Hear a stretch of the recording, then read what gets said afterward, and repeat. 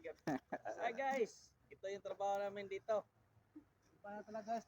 Guys, pag mayaman na guys. Nakakir na. Tinitira na talaga ako sa kasama ko.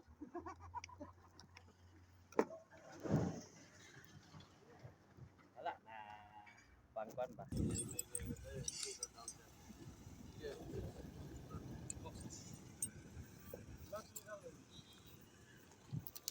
Maglilinis na sila.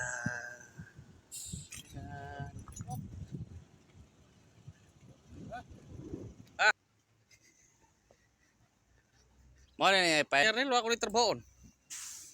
Daghan mo lagi. Oh, daghan yung mga materialis ha. Kontrak. Aram ko sa refinery dito muna kami. Yan sila nagtatrabaho.